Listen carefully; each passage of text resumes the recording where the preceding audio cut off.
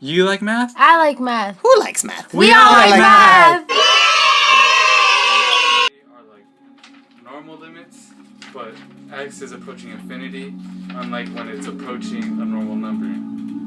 X is growing exponentially without bonds.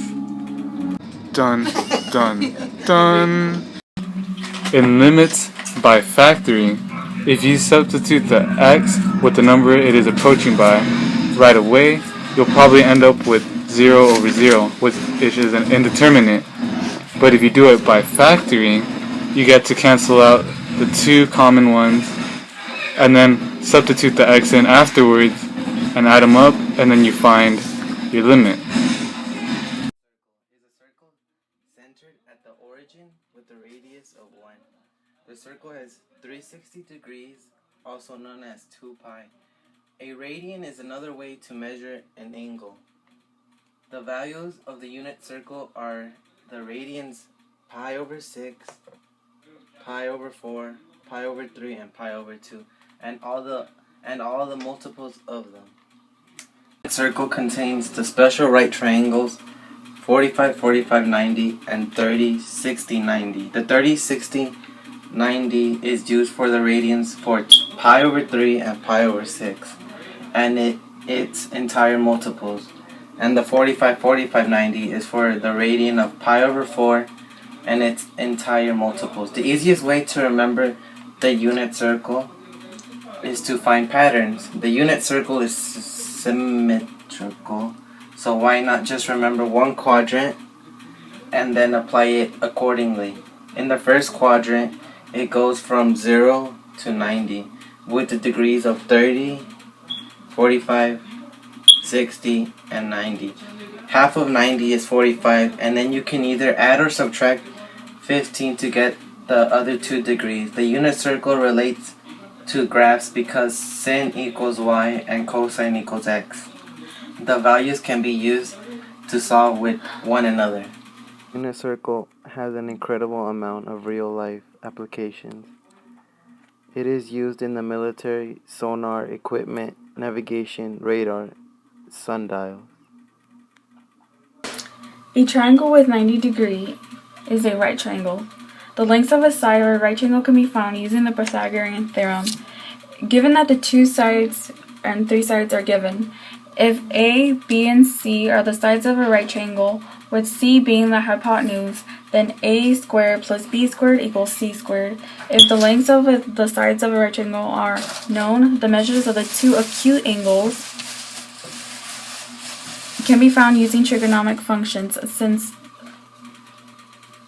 of an angle is the opposite side divided by the hypotenuse. Cosine of an angle is the adjacent side over the hypotenuse divided by the hypotenuse, and the tangent of an angle is the opposite side divided by the adjacent side.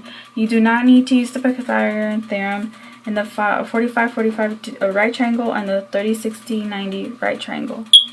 The 45-45 right triangle has 2 angles of 45 degrees and a degree of 90 degrees. And this makes the hypotenuse is the square root of 2 times the length of each side. Both sides are the same length. If the length of the hypotenuse is given, then the length of each other side is obtained by dividing the square root of 2. This can be seen by the happy face, square root. In the 30-60-90 right triangle, there is a 30-degree angle, a 60-degree angle, and a 90-degree angle. The length of the hypotenuse is twice as much as the shortest side of the triangle, opposite the 30 degrees, and the length of the longer side, opposite the 60 degrees, and the square root of 3 times the short side. This can be seen with happy face, square root 3 happy face, and then 2 happy face, making it a 30-60-90 degree angle. In order to solve for oblique triangles, we use the law of cosines. Law of cosines. A over sine A equals B over sine B, which equals C over sine C. So in this triangle, we're given angle B, which is 20, angle C, which is 31, and side B, which is 210. In order to find A, we have to subtract 180 from 51. which is 129 to get side B. Okay. So you have to put A over sine 129 equals 210 over sine 20.